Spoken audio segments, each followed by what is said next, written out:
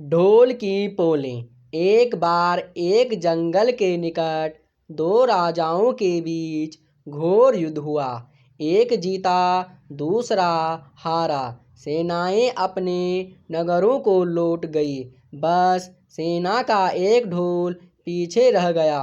उस ढोल को बजा बजा कर सेना के साथ गए भांड व चारण रात को वीरता की कहानियाँ सुनाते थे। युद्ध के बाद एक दिन आंधी आई।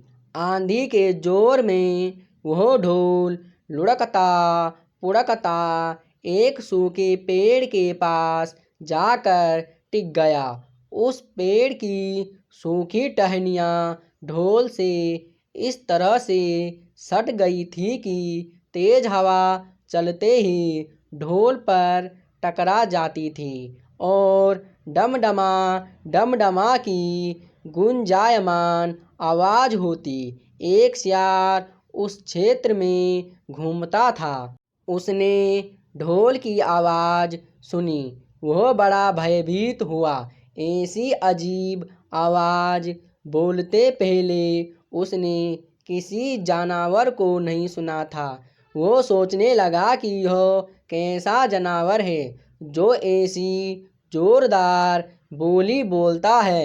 डमाडम। सियार छिपकर ढोल को देखता रहता, यह जानने के लिए कि यह जीव उड़ने वाला है या चार टांगों पर दौड़ने वाला।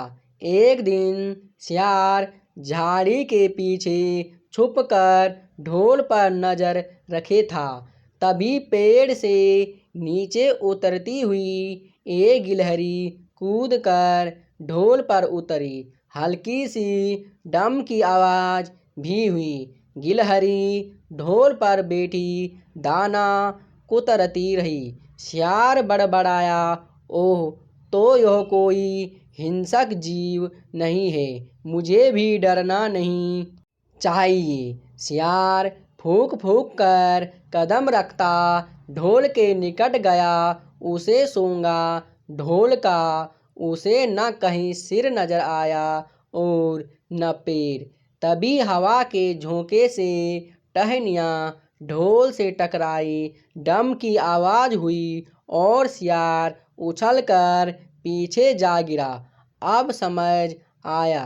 सियार उड़ने की कोशिश करता हुआ बोला, यह तो बाहर का खोल है, जीव इस खोल के अंदर है।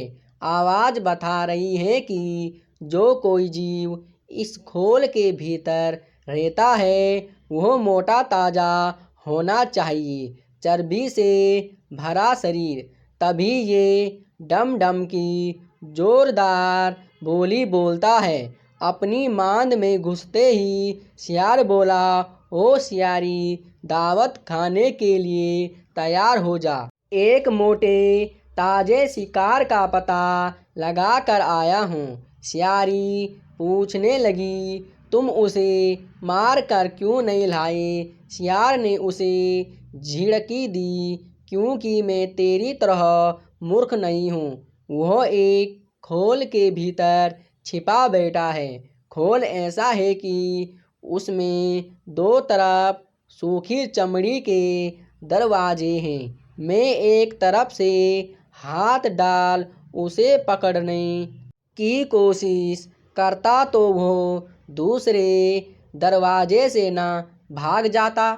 चांद निकलने पर दोनों ढोल की ओर गए। जब वो निकट पहुंच ही रहे थे कि फिर हवा से टहनियाँ ढोल पर टकराई और डम डम की आवाज निकली। सियार सियारी के कान में बोला, सुनी उसकी आवाज? जरा सोच, जिसकी आवाज ऐसी गहरी है वह खुद कितना मोटा ताजा होगा। दोनों ढोल को सीधा कर उसके दोनों ओर बैठे और लगे दांतों से ढोल के दोनों चमड़ी वाले भाग के किनारे फाड़ने। जैसे ही चमड़ियाँ कटने लगी, सियार बोला, होशियार रहना। एक साथ हाथ अंदर डाल शिकार को दबोचना है। दोनों ने हूँ की आवाज़ के साथ हाथ ढोल के भीतर डाले और अंदर टटोलने लगे। अंदर कुछ नहीं था, एक दूसरे के हाथ ही पकड़ में आए। दोनों चिल्लाए, हे यहाँ तो कुछ नहीं है, और वे माथा पीट कर रह गए।